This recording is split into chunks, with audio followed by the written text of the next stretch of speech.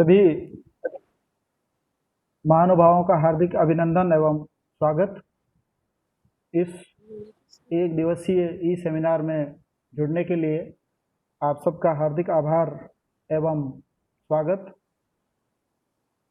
इस कार्यक्रम का एजेंडा इस प्रकार से है। सबसे पहले प्रिंसिपल प्रोफेसर सुप्रतीक पाठक सर का एक मैसेज होगा।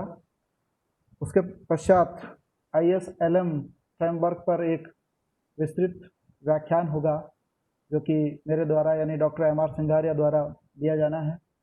इसके पश्चात 10 मिनट का एक इंटरेक्शन सेशन रखा गया है जिसमें NK दसवरा सर, डॉक्टर संतोष राजपुरोहित, डॉक्टर देवाराम बद्रार सहित कई एक्सपर्ट अपना व्यूज़ रखेंगे और अंत में 5 मिनट का जो वोट ऑफ थैंक्स है वो हमारी कॉलेज के असिस्टेंट प्रोफेसर धीरज पारिक रखेंगे। तो सबसे पहले प्रिंसिपल साहब का जो मैसेज पहले रिकॉर्ड नहीं हुआ था, अब हम इस कार्रवाई को प्रारंभ करते हैं और सबसे पहले प्रिंसिपल साहब का जो मैसेज है वो आप सबके लिए इस प्रकार है।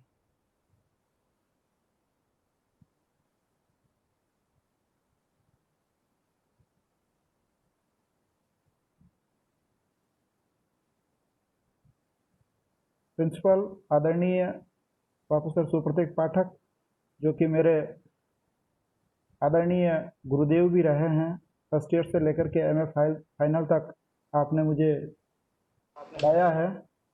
तो सबसे पहले गुरुदेव के द्वारा और जो इस समय महाविद्यालय के प्रिंसिपल भी हैं उनका संदेश आप सब लोगों के लिए। Good afternoon, friends. Both the economy and study of economics have changed grossly over last few decades. So is the case with macroeconomics. We have shifted from traditional aggregate demand-oriented economics to the supply-side force.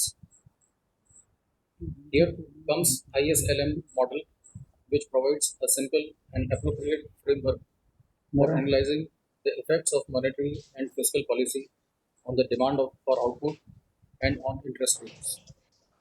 There is a key relationship, that is IS curve, that shows combination of interest rate and levels of income at which the goods market clears. Then we have demand for money, which depends on interest rate and income. We have LM curve, shows combination of interest rate and provide and income levels. In the light of our discussion, one day seminar is being organized today by Department of Economics, SD Government College, Beawar, under the aegis of IQAC. Dr. MR Singaria will be the chief resource person who will enlighten you regarding ISLM framework. On behalf of the college, the Department of Economics, and personally, I congratulate and extend my gratitude to Dr. MR Singaria for conducting this webinar, in which there will be interactive session as well. I am sure this Monday seminar will be of great help for the students and scholars. Keep it up, Dr. Singaria. Good luck and thanks again. Thanks a lot, sir.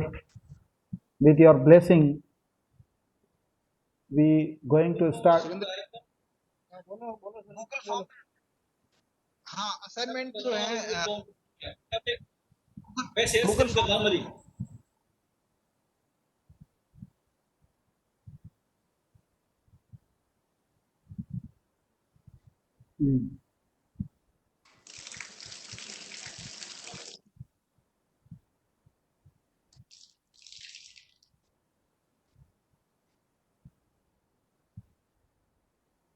Thank you so much, sir.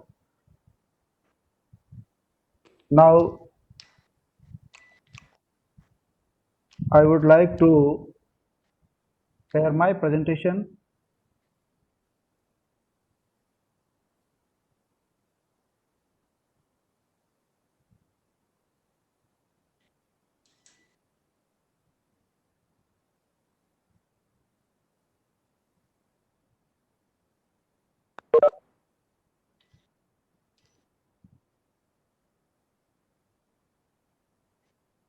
Okay.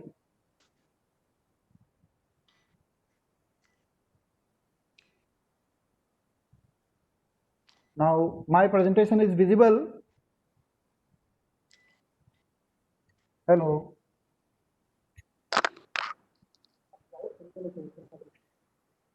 Yes, yes. Now everything is okay, and with the best wishes of our principal sir, uh, I am going to start my today's presentation on the ISLM framework. सबसे पहले मैं अपने सभी साथियों से, शिक्षाविद साथीगण जो कि अर्थशास्त्र विषय से जुड़े हुए हैं, विद्यार्थी, रिसर्च स्कॉलर, उन सब से एक बात शेयर करना चाहूँगा कि ये जो ISLM फ्रेमवर्क है, ये मैंने macro economic theory and policy जो विलियम एच ब्रांसन का सेकंड एडिशन है उससे लिया है। ये मैंने उस वक्त भी तैयार किया था जब मैं MA प्रीवियस में पढ़ता था, लेकिन दुख की बात यह है कि अभी भी ये जो चैप्टर्स हैं इनको वहाँ तक अपने सिलेबस के अंदर अभी भी नहीं पहुँचाया गया है जहाँ तक कि इन जो व्यावहारिक जानकारी है वो विद्यार्थियों तक होनी चाहिए थी। तो मेरा ये प्रयास रहेगा कि इस ISLM फ्रेमवर्क के द्वारा हम फिस्कल और मॉनेटरी पॉलिसी टूल्स को किस प्रकार से अच्छे से समझ सकते हैं, बिना प्रोडक्ट मार्केट और मनी मार्केट को सही तरीके से समझे हम फिस्कल और मॉनेटरी पॉलिसी टूल्स का सही तरीके से उपयोग नहीं कर पा रहे हैं। क्योंकि कोविड-19 के इस युग में हमको ये देखना है कि हमारी फिस्कल पॉलिसी किस प्रकार से काम करे और हमारी जो मॉनेटरी पॉलिसी है और इन दोनों का कौन सा मिक्सचर इस समय हमें इन समस्याओं से निजात दिला सकता है। तो इस प्रयास के अंतर्गत मैंने ये उचित समझा कि पहले ISLM फ्रेमवर्क पर अच्छे से चर्चा होनी चाहिए, इसका रियलिस्टिक जो व्यू है वो पॉलिसी मेकर्स के सामने, टीचिंग फैकल्टी मेंबर्स के सामने आना चाहिए, ताकि हम IS और LM कर्व की सहायता से फिस्कल और मॉनेटरी पॉलिसी को सही तरीके से अध्ययन कर सकें। सबसे पहले प्रोडक्ट मार्केट में जो सबसे सिंपल मॉडल है वो यह है कि Y जो है वो C plus I plus G के बराबर होता है, कंजप्शन एक्सपेंडिचर, इन्वेस्टमेंट और गवर्नमेंट स्पेंडिंग के बराबर। दो पक्ष हैं रियल इनकम को ज्ञात करने का, एक पक्ष खर्च की तरफ से और दूसरा पक्ष आय की तरफ से। तो जो खर्च वाला पक्ष है वो है C plus I plus G, और जो आय वाला पक्ष है वो है कंजप्शन, सेविंग और tax, consumption, saving plus tax. C जो फंक्शन होता है वो डिस्पोजेबल इनकम का फंक्शन होता है। डिस्पोजेबल इनकम का मतलब है कि आय में से टैक्स को घटा दिया जाए, यानी C is the function of Y minus TY। अब ये जो C की वैल्यू है वो C की वैल्यू हम इस रियल इनकम वाले फंक्शन में रखते हैं, तो C bracket Y minus TY plus I plus G हो जाता है, यानी C plus I plus G है। इसमें C की वैल्यू जो है वो मैंने रख दी है, क्योंकि C जो है वो डिस्पोजेबल इनकम का फंक्शन होता है। या हम इसको इस प्रकार से कह सकते हैं कि Y बराबर C प्लस S होता है, तो Y में Y माइनस C करेंगे तो S आ जाएगा। तो S जो फंक्शन है वो भी आय का फंक्शन होता है और वो भी टैक्स के रेवेन्यू को घटाने के बाद में होता है। तो S bracket Y minus TY plus TY, यानी S प्लस जो ये ऊपर की इक्वेशन है C plus I plus G, इन दोनों में C कॉमन है, तो क्या होता है I प्लस G बराबर S प्लस T। ये आपके जो प्रोडक्ट मार्केट है उसकी जो मूल समीकरण है वो बनती है। Y इसमें रियल GNP को दर्शाता है, C कंजप्शन एक्सपेंडिचर को दर्शाता है जो कि डिस्पोजेबल इनकम का फंक्शन होता है, S रियल सेविंग है और T जो है वो रियल टैक्स रेवेन्यू है। रियल टैक्स रेवेन्यू भी फंक्शन होता है रियल GNP का, यानी आय बढ़ती है तो टैक्स रेवेन्यू भी बढ़ता है। आई रियल इन्वेस्टमेंट डिमांड है और G real government purchase of goods and services है। अगला है कि इन्वेस्टमेंट और इंटरेस्ट रेट के बीच में क्या रिलेशनशिप होता है। जब भी कोई नियोक्ता इन्वेस्टमेंट करना चाहता है तो या तो वो धन उधार लेगा या फिर वो अपने फंड्स को काम में लेगा, लेकिन इन सब के पीछे जो होता है कि वो कॉस्ट ऑफ बोरोविंग जो होगी वो किसके द्वारा मेजर की जाएगी, इंटरेस्ट रेट के द्वारा मेजर की जाएगी।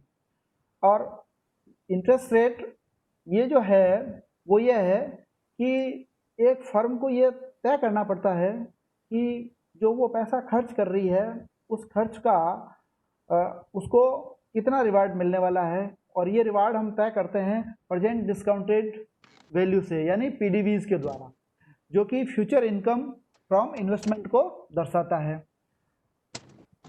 पीडीवी को कंप्यूट करने के लिए a firm way the stream future net returns that is net income जो कि आरटी होता है from the project discounted by the rate of interest जो कि स्मॉल आर है 1+r के द्वारा तय किया जाता है। देखिए ये फॉर्मूला है जो कि हम सब लोग पढ़ते हैं, PDV at the time T बराबर -c यानी जो कि प्रोजेक्ट की कॉस्ट है वो हो जाएगा आरटी रेट ऑफ रिटर्न है RT+1 यानी पहले साल में, दूसरे साल में और तीसरे साल में, डिवाइडेड बाय 1+r जो कि रेट ऑफ इंटरेस्ट है।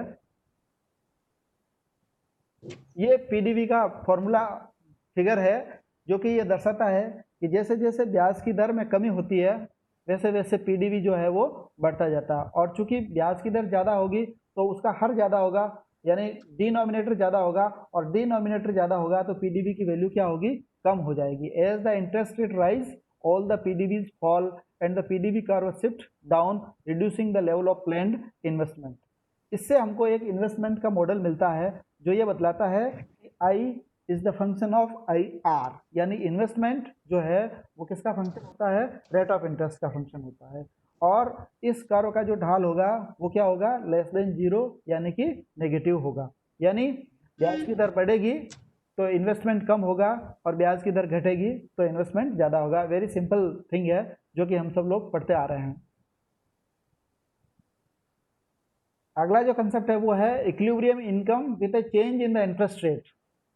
जब इंटरेस्ट रेट में चेंज होता है तो ये इन्वेस्टमेंट फंक्शन जो कि आपको ये बता रहा है कि अगर रेट ऑफ इंटरेस्ट ज़्यादा है तो इन्वेस्टमेंट कम होगा और रेट ऑफ इंटरेस्ट कम है तो इन्वेस्टमेंट जो है वो ज़्यादा हो जाएगा।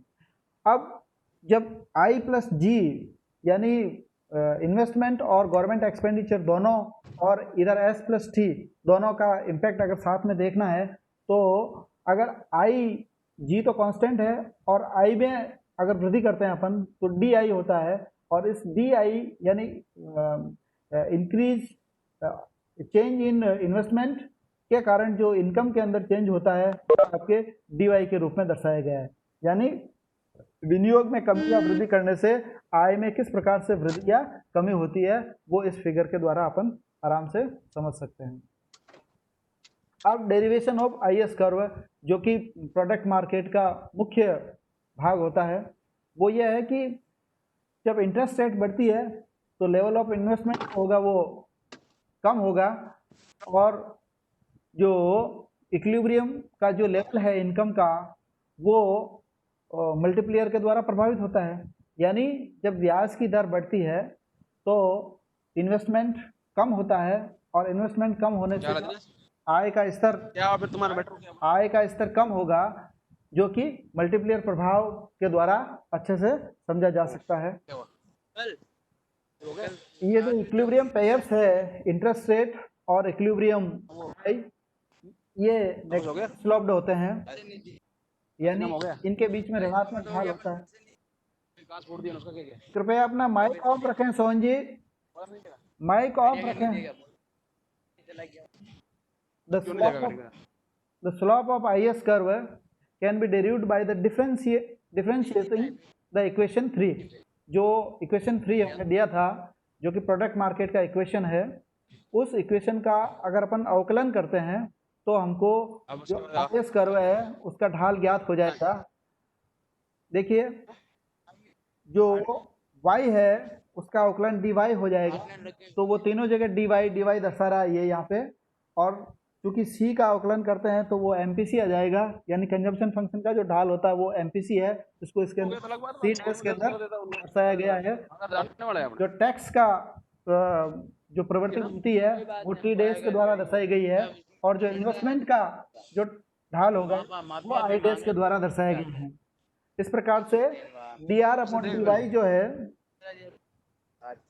dr अपॉन dy जो है वो बनता है 1 minus c dash bracket 1 minus t dash divided by i dash. तो इसमें जो अंश और हर है, जो अंश एवं हर है, जो अंश एवं हर है उनको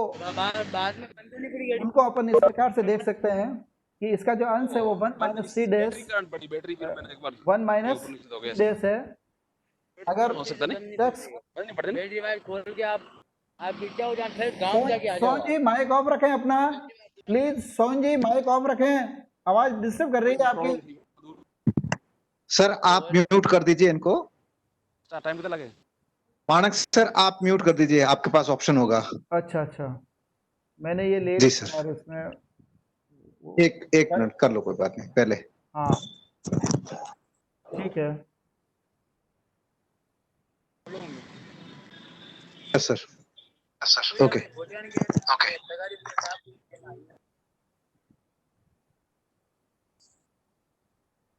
मैं स्लॉप की बात कर रहा था। ये चीज़ समझना बहुत ज़रूरी है कि जो IS कारों का स्लोप होगा वो दो चीज़ों से डिसाइड हो रहा है, dr अपॉन dy बराबर, एक तो है इसका 1 minus t dash bracket 1 minus t dash, जो कि इसका अंश है। अंश जो है वो है आपके ग्रेटर देन 0 यानी पॉजिटिव है। क्यों है पॉजिटिव? क्योंकि जो t डैश है यानी टैक्स 10% की रफ्तार से बढ़ता है, तो 1 माइनस 0.1 हो जाएगा तो 0.9 हो जाएगा, और चूंकि MPC हमेशा 1 से कम होती है तो यह 0.8 या 0.9 होगी। तो कुल मिलाकर के ये जो 1 माइनस का जो प्रोडक्ट बनता है वो 1 से कम बनता है। जब वो 1 से कम प्रोडक्ट बनेगा तो ये जो वैल्यू होगी वो पॉजिटिव के अंदर आ जाएगी। और सेकंड थिंग जो हर है वो है आई डैश, क्योंकि आई डैश यानी इन्वेस्टमेंट करों का जो ढाल होता है वो नेगेटिव होता है, इसलिए उसकी वैल्यू जो होगी वो लेस देन 0 होगी। जब greater than 0 divided by less than 0 होगा तो उसका उस जो वक्र बनेगा उस वक्र का ढाल हो जाएगा आपके नेगेटिव। ये IS कर्व का डेरिवेशन है जो कि मैंने फिगर को ड्रॉ किया है। इसके अंदर जो 4 क्वाड्रेंट बने हुए हैं, फर्स्ट क्वाड्रेंट ये है। ये फर्स्ट क्वाड्रेंट आप हमें ये बतलाता है कि जो इन्वेस्टमेंट फंक्शन है वो किस प्रकार से काम करता है। हमने ये देखा अभी पहले के फिगर के अंदर कि जब रेट ऑफ इंटरेस्ट बढ़ती है तो इन्वेस्टमेंट क्या होता है, कम होता है। इसी चीज़ को दर्शाता हुआ ये फिगर है आपके, ये वाला फिगर जो कि IR को दर्शाता है। क्योंकि गवर्नमेंट स्पेंडिंग G हमेशा कांस्टेंट रहती है, इसलिए इसको एक खड़ी रेखा के रूप में दर्शा दिया गया है। ये हो गया इन्वेस्टमेंट डिमांड। इसके अलावा इसके अंदर G जुड़ गया तो IR प्लस G हो गया, यानी ये जो क्वाड्रेंट हो गया पूरा वो क्या कहलाता है, IR प्लस G, इन्वेस्टमेंट और गवर्नमेंट स्पेंडिंग का। दूसरा जो क्वाड्रेंट है वो हमको ये देखना होता है S प्लस T, क्योंकि I प्लस G बराबर S प्लस T होता है। तो S और T दोनों किसके फंक्शन होते हैं, Y के फंक्शन होते हैं, यानी डिस्पोजेबल इनकम के फंक्शन होते हैं। अर्थात डिस्पोजेबल इनकम अगर ज़्यादा है, डिस्पोजेबल इनकम ज़्यादा है तो सेविंग भी ज़्यादा होगी, और चूंकि इनकम ज़्यादा है तो टैक्स रेवेन्यू भी ज़्यादा होगा। इसलिए ये I को दर्शाता हुआ भाग है और ये S प्लस T को दर्शाता हुआ भाग है। और ये जो 45 डिग्री के एंगल पर जो लाइन होती है वो ये दर्शाती है कि जैसे जैसे Y में वृद्धि होगी वैसे वैसे सेविंग और टैक्स के अंदर भी वृद्धि होगी।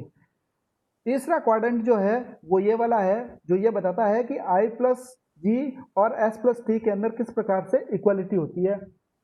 ये 45 डिग्री के एंगल पर एक लाइन होती है जो कि इस क्वाड्रेंट को और इस क्वाड्रेंट को जोड़ती है, यानी कि ये जो I प्लस G वाला क्वाड्रेंट है उसको और S प्लस T वाले जो क्वाड्रेंट है उसको जोड़ती है। अगर मान लीजिए कि ये एक स्तर है जिस पर आपका इन्वेस्टमेंट हो रहा है, तो इस स्तर पर और इस स्तर पर ये I प्लस G और S प्लस T का लेवल होगा, और इसी स्तर पर ये वाला S प्लस T का लेवल होगा। चूंकि एस प्लस टी के लेवल से आपको आय के स्तर का पता चल जाता है और इधर इन्वेस्टमेंट वाले फंक्शन से आपको रेट ऑफ इंटरेस्ट का पता चल जाता है, तो एक रेट ऑफ इंटरेस्ट और इनकम का एक कॉम्बिनेशन बनता है और इस प्रकार के कई कॉम्बिनेशन को जोड़ते हैं तो आई एस कर्व का डेरिवेशन हो जाता है। एक कॉम्बिनेशन इस प्रकार से बनता है कि जो इन्वेस्टमेंट है वो रेट ऑफ इंटरेस्ट से किस प्रकार प्रभावित होता है, दूसरा इस प्रकार से बनता है कि y जो है वो बचत को किस प्रकार से प्रभावित करती है। जहाँ पर i प्लस जी और s प्लस टी बराबर होते हैं वहाँ के जो r यानी रेट ऑफ इंटरेस्ट और वहाँ का जो कि आय का स्तर होता है वो युग्म जो होता है वो आई एस कर्व का डेरिवेशन करता है। क्योंकि ये 4 क्वाड्रेंट डेरिवेशन कर्व है इसलिए इसमें क्लैरिटी रहती है अपने सामने कि हमें आई एस कर्व के अंदर कौन कौन सी चीज़ें शामिल करनी है और कौन कौन सी चीज़ें किस किस प्रकार से प्रभावित करती है। जनरली बुक्स के अंदर केवल आई एस कर्व का एक बाएं से दाएं गिरता हुआ वक्र दर्शा दिया जाता है जो कि क्लैरिटी मैं समझता हूँ कि उसके अंदर काफ़ी कम है। इसलिए विलियम एच ब्रांसन की बुक से जो ये चैप्टर लिया है बहुत ही पसंदीदा चैप्टर है और सारी चीज़ें एक साथ क्लियर करता हुआ चलता है। अब प्रोडक्ट मार्केट के अंदर इक्विलिब्रियम किस प्रकार से होगा, तो ये चीज़ें जो कि मैंने आपको अभी बोली है वो सब चीज़ें इसके अंदर लिखी हुई है, मैं इसको वापस रिवाइज नहीं करूँगा। जिनको भी ये चाहिएगा पीपीटी और जो रिकॉर्ड कर रहे हैं उनके ये रिकॉर्ड के अंदर आ जाएगा। अब देखिए आई एस कर्व के अंदर शिफ्टिंग किस प्रकार से होती है। अगर लोगों में बचत करने की प्रवृत्ति बढ़ती है तो उसका क्या प्रभाव पड़ेगा, उसका प्रभाव ये पड़ेगा कि कंजप्शन डिमांड जो होगी वो गिर जाएगी और जब कंजप्शन डिमांड गिरती है तो आय का स्तर गिरता है, सीधी सी बात है। तो देखिए कि जिस प्रकार से बचत करने की इच्छा में वृद्धि होती है तो एस प्लस टी फंक्शन जो होगा वो क्या होगा, हायर लेवल पर चला जाएगा। क्योंकि एस बढ़ रहा है तो एस प्लस टी बढ़ करके एस प्लस टी 1 हो जाएगा और जो कि और इससे कंजप्शन डिमांड जो होगी वो गिर जाएगी और कंजप्शन डिमांड के गिरने से आय के स्तर के अंदर कमी आएगी।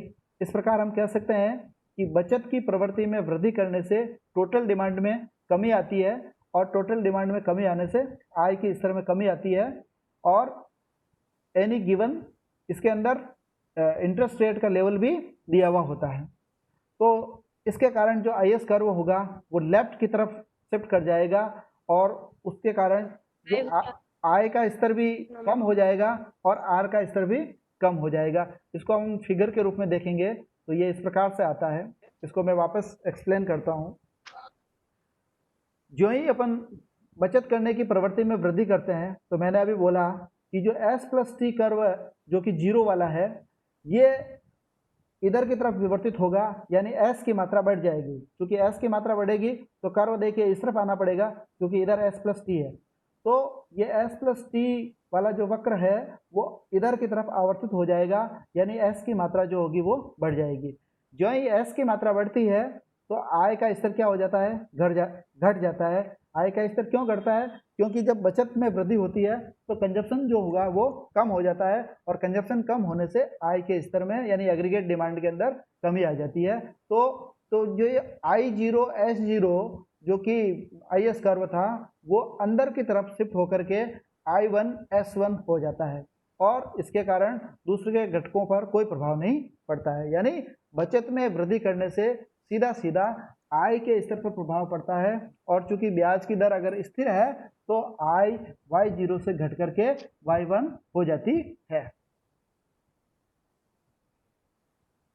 अब अगर गवर्नमेंट स्पेंडिंग में वृद्धि होती है तो क्या होता है, जो ही गवर्नमेंट स्पेंडिंग में वृद्धि होगी तो ये जो वर्टिकल लाइन है वो आपके शिफ्ट कर जाएगी।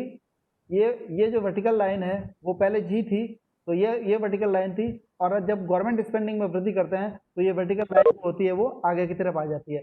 जो ये आगे की तरफ शिफ्ट करती है तो IR प्लस G0 वक्र जो होगा वो भी ऊपर की तरफ विवर्तित हो जाता है और वो IR प्लस G1 हो जाता है। तो देखिए जब गवर्नमेंट स्पेंडिंग में वृद्धि करते हैं तो एग्रीगेट डिमांड में वृद्धि होगी यानी कंजप्शन में वृद्धि होती है, लोगों के जीवन स्तर में थोड़ा सा सुधार आता है। तो ये देखिए कि अगर इस लेवल पर ये था पहले अर्थव्यवस्था या इकोनॉमी जबकि Y0 लेवल था और R0 इंटरेस्ट रेट का लेवल था, लेकिन अगर गवर्नमेंट स्पेंडिंग में वृद्धि करते हैं और वही ब्याज की दर रहती है तो ये जो लेवल होगा वो यहाँ बढ़ करके यहाँ आ जाएगा और यहाँ आकर के जो आय का स्तर होगा वो y1 हो जाएगा। तो जब R0 ब्याज की दर होगी और आय का स्तर y1 हो जाएगा तो जो IS कर्व होगा वो दाएं तरफ ऊपर की ओर विवर्तित होकर के I1 S1 हो जाता है। कहने का मतलब ये है कि जब हम सरकारी खरीद की राशि में वृद्धि करती है सरकार, तो लोगों के खरीदने की क्षमता बढ़ती है, एग्रीगेट डिमांड बढ़ती है और आय का स्तर बढ़ जाता है। चूंकि आय का स्तर बढ़ता है तो IS कर्व जो होता है वो ऊपर की तरफ विवर्तित हो जाता है। दूसरा भाग जो है वो है मनी मार्केट। दूसरे बाजारों की तरह मनी मार्केट के अंदर भी एक डिमांड साइड होता है और दूसरा सप्लाई साइड होता है।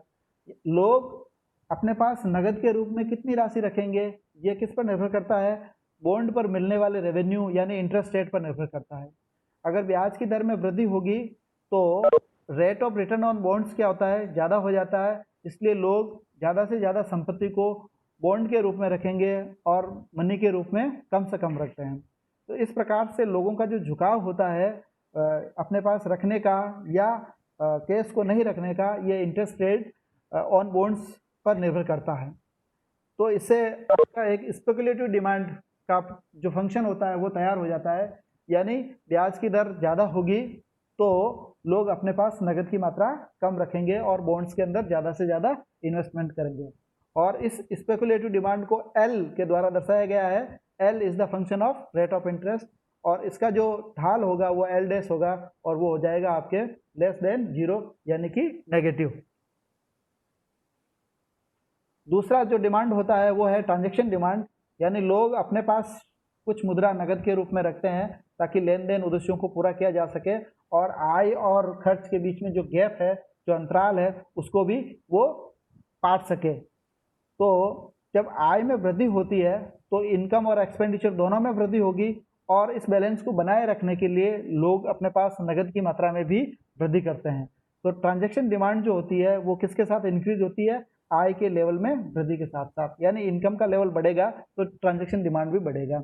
इसको के फंक्शन ऑफ वाई के द्वारा दर्शाया गया है, यानी के वाई के द्वारा दर्शाया गया है। वाई तो रियल जीएसटी है और के जो है वो ट्रांजैक्शन डिमांड है और इसका जो ढाल होगा वो के डैश वो होगा आपके ग्रेटर देन 0 यानी पॉजिटिव होगा, यानी आय में वृद्धि के साथ साथ ट्रांजैक्शन डिमांड में वृद्धि होगी।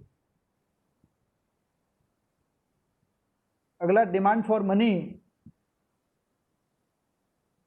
को दर्शाता है और डिमांड फॉर मनी के अंदर ये दोनों जो एस्पेक्ट है स्पेकुलेटिव डिमांड और ट्रांजैक्शन डिमांड दोनों को जोड़ दिया जाता है तो फंक्शन बनता है M constant divided by P बराबर L R plus K Y, यानी speculative demand plus transaction demand. और एम अपॉन पी जो है वो होता है आपके मनी सप्लाई का। एम मनी सप्लाई है जो कि कांस्टेंट है और पी प्राइस लेवल है। तो ये जो फिगर है वो आपको ये दर्शाता है कि y0 स्तर पर जो मनी मल्टीप्लेयर है वो क्या है और y1 पर क्या है, y2 पर क्या है और y3 पर क्या होता है। एक इक्वेशन निकल करके आती है m अपॉन p यानी मनी सप्लाई बराबर money demand m bracket r y। अब demand and supply of the money market, तो जो सप्लाई होती है total amount of currency and demand deposit in the economy are fixed, वो जैसे कि भारत के अंदर वित्तीय आरबीआई के द्वारा तय किया जाता है तो ये कांस्टेंट हो गया, यानी मनी सप्लाई जो होता है वो एक्सोजीनियसली डिसाइडेड होता है और दिए हुए प्राइस लेवल पर, यानी इसके अंदर प्राइस लेवल को स्थिर माना गया है। इस प्राइस लेवल पर जो डिमांड कर्व हैं उनको और जो मनी सप्लाई के जो कर्व है एक जो कि फिक्स होता है उसके आधार पर रेट ऑफ इंटरेस्ट का निर्धारण होता है जो कि R0 है, यानी अगर मनी डिमांड जो होगी वो MY0 होगा तो रेट ऑफ इंटरेस्ट जो होगा वो R0 हो जाएगा। ये सिंपल सी चीज़ें हैं लेकिन ये चूँकि मनी मार्केट के बेसिक्स के अंदर काम में आती है इसलिए इनका डिस्कस करना जरूरी है। अब डेरिवेशन ऑफ LM कर्व, इस डेरिवेशन के अंदर पहले क्वाड्रेंट के अंदर स्पेकुलेटिव डिमांड को दर्शाया गया है जो कि रेट ऑफ इंटरेस्ट का नेगेटिवली स्लोप्ड होता है, यानी स्पेकुलेटिव डिमांड और रेट ऑफ इंटरेस्ट के बीच में नेगेटिव रिलेशनशिप होता है, उसको ये इस क्वाड्रेंट के अंदर दर्शाया गया है। दूसरा जो भाग होता है इसका वो है ट्रांजैक्शन डिमांड का, जो ये बताता है कि आई इस एक्सिस पर दर्शाई गई है, जो कि आय में वृद्धि के साथ साथ वृद्धि को दर्शाता है। तो ये जो KY फंक्शन है वो ट्रांजैक्शन डिमांड को दर्शाता है। और ये जो क्वाड्रेंट है वो आपके मनी डिमांड और मनी सप्लाई दोनों को दर्शाएगा। मनी डिमांड जो है वो इस क्वाड्रेंट को और इस क्वाड्रेंट को जोड़ते हुए बनता है, जो कि LR प्लस KY होता है, यानी speculative demand plus transaction demand होता है, जबकि मनी सप्लाई जो है वो money constant divided bye price level होता है। तो ये इक्वेशन को दर्शाने के लिए एक जियोमेट्रिक टेक्निक के द्वारा ये लाइन खींची गई है, जो मनी डिमांड और मनी सप्लाई के बीच में इक्वालिटी क्रिएट करती है। इस प्रकार से अगर ब्याज की दर R0 है तो R0 पर जो स्पेकुलेटिव डिमांड होगी वो ये हो जाएगी, और इस स्पेकुलेटिव डिमांड के आधार पर जो मनी सप्लाई और मनी डिमांड के अंदर इक्विलिब्रियम होता है, तो जो ट्रांजैक्शन डिमांड होगी वो इस प्रकार की होगी, और इसके द्वारा Y0 आय का स्तर डिसाइड हो जाता है। जब Y0 आय का स्तर और R0 इंटरेस्ट रेट का स्तर डिसाइड हो जाता है तो इन दोनों के जो युग्म बनते हैं, जहाँ पर कि मनी मार्केट इक्विलिब्रियम के अंदर रहता है, वो LM कर्व को दर्शाता है। यानी LM कर्व जो कि ब्याज की दर और आय के स्तर के उन युग्मों को दर्शाता है जहाँ पर मुद्रा बाजार यानी मुद्रा की मांग और मुद्रा की पूर्ति के अंदर संतुलन स्थापित होता है। मनी डिमांड और मनी सप्लाई के अंदर इक्विलिब्रियम वाले R एवं Y के युग्म जो होंगे वो LM कर्व को दर्शाते हैं। ये वही बातें हैं जो मैं बोल गया हूँ और इसको रिवाइज करने की जरूरत नहीं है। स्लोप ऑफ LM कर्व, जिस प्रकार से हमने IS कर्व का स्लोप ज्ञात किया था डिफरेंशिएशन के द्वारा, ठीक उसी प्रकार से LM कर्व का भी स्लोप डिफरेंशिएशन के द्वारा ज्ञात करना है। तो जो मूल इक्वेशन है वो इस प्रकार से है, m constant divided bye P0 भी कांस्टेंट है, बराबर LR प्लस KY। तो L जो होगा यानी स्पेकुलेटिव डिमांड जो होगा उसका ढाल हो जाएगा L डैश DR, यानी जो कि रेट ऑफ इंटरेस्ट से प्रभावित होता है, और जो स्पेकुलेटिव ट्रांजैक्शन डिमांड है उसका जो डिफरेंशिएशन होगा वो हो जाएगा K डैश DY।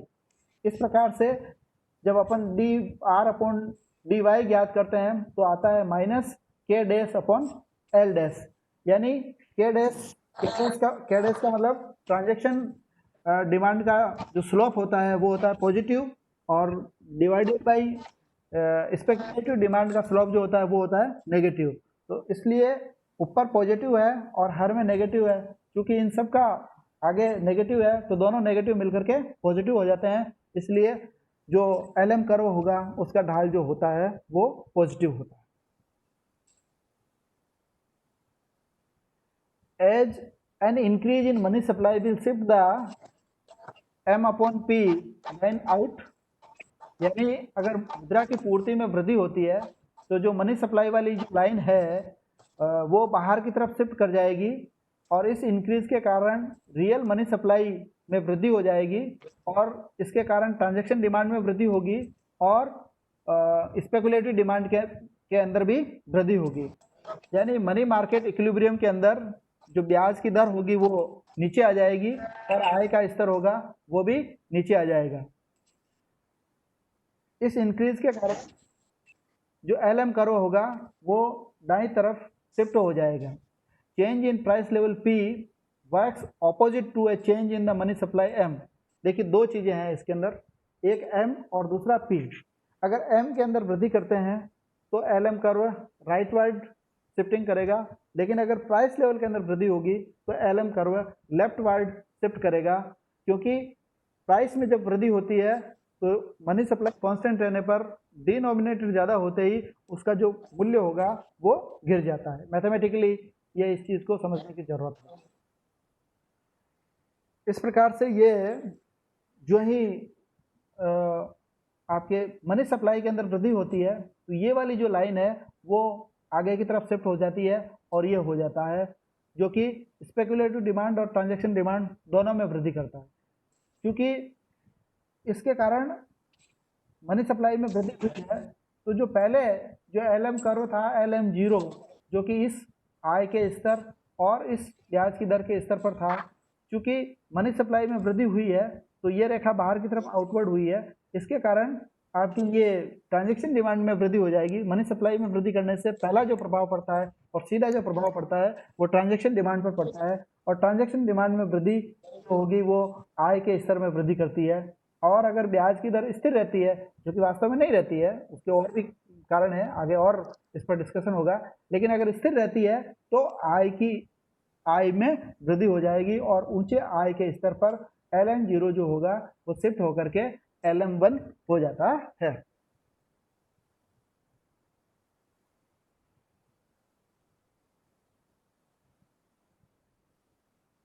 क्योंकि मीटिंग के अंदर 5 मिनट शेष होने का मैसेज आ गया है, इसलिए मैं चाहूँगा कि इस बात को यहीं रोक दिया जाए और जो इंटरेक्शन वाला सेशन है उसको चालू कर दिया जाए। तो अब मैं आदरणीय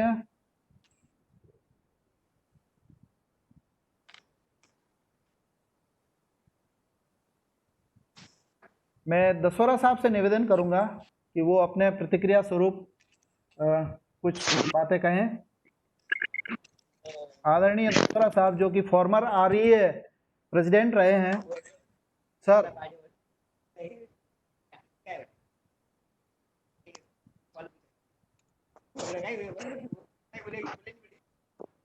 सर विजिबल है, आप बोले हैं?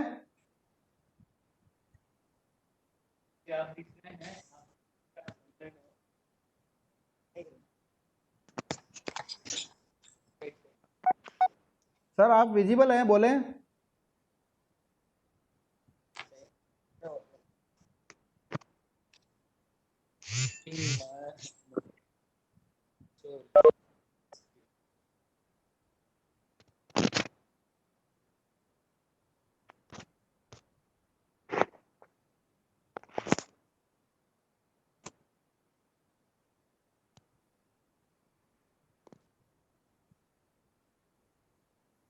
संतोष राजपुरोहित सर। नमस्कार सर, आवाज आ रही है सर? जी आ रही सर, बोले सर आप। जब तक दसोरा साहब वापस जोड़ते हैं तब तक आप बोले। जी जी सिंगारिया साहब, मेरा आपके इस एनालिसिस विश्लेषण से मानना है कि अपने इसको कोविड-19 के बाद भारतीय अर्थव्यवस्था से जुड़ा है। मेरा मानना है कि आपने फिस्कल पॉलिसी है वीडियो ऑन नहीं किया सर आपने? आवाज सही आ रही है आपका, वीडियो ऑन कर दे तो। आवाज सही आ रही है आपका, वीडियो ऑन कर दे तो। हाँ मैं करता हूँ। अब ठीक है सर? जी सर, जी सर। मेरा मानना है सर कि इस ISLM विश्लेषण को कोविड-19 के बाद भारतीय अर्थव्यवस्था से जोड़ने का प्रयास किया है। मेरा मानना है कि राष्ट्रीय से निकली फिस्कल पॉलिसी है वो इसमें मॉनेटरी पॉलिसी ज्यादा प्रभावित रहेगी, ऐसा मुझे इस विश्लेषण के बाद लगा। तो आपसे इसकी प्रतिक्रिया चाहूंगा। जी सर। सोहनलाल जी अगर कुछ बोलना चाह रहे हैं तो बोले। जी सर, नमस्कार। नमस्ते। जी सर, बिल्कुल आपने ISLM कर बड़े अच्छी तरीके से और भारत सरकार की वर्तमान पॉलिसी के साथ में आपने इसको जोड़ने का प्रयास किया है। लेकिन सर एक पॉइंट जो हमेशा खटकता है और मतलब JNU के 2 दिनों में जब हम थे तो हमेशा रेज भी होता रहा है कि इसमें एक इम्पोर्टेंट जो नेगेटिव पॉइंट है वो यह है कि इसमें मनी सप्लाई को कांस्टेंट मान लिया। मनी सप्लाई को इन्होंने कांस्टेंट मान लिया, तो इस मनी सप्लाई को कांस्टेंट होने की वजह से क्या हुआ कि ये पूरा का पूरा इसमें थोड़ा सा क्या क्लासिकल इनपुट ज्यादा है। तो भारत जैसे देशों में विकासशील देश है और मैंने देखा भी है कि चाइना की मनी सप्लाई भारत की मनी सप्लाई की 10 गुना ज्यादा है, तो वहाँ ग्रोथ रेट भी ज्यादा है। तो इस सेंस में आपका क्या कहना है कि यदि भारत की जो इसमें यदि मनी सप्लाई को कांस्टेंट अपन छोड़ दिया जाए तो पूरा का पूरा ये ISLM कर्व है वो किंसियन हो जाएगा। तो क्या भारत जैसे देश में कीन्सियन काइंड का जो ISLM कर्व है, जहां ज्यादा मनी सप्लाई की जरूरत है, ज्यादा से ज्यादा मनी स्टॉक हो, मनी सप्लाई हो, तब देश की अर्थव्यवस्था भी तेज गति से आगे बढ़ेगी। इसमें आपका क्या क्या कहना है, क्या सोच है? जी जी सर, जी सर, जी सर। डॉक्टर देवाराम जी, अगली क्वेरी डॉक्टर देवाराम जी। हेलो। जी सर, जी धीरे धीरे हाँ सर, मालिक सर तैयार रहे हैं। हाँ देवाराम जी बोलिए बोलिए। हाँ। अ,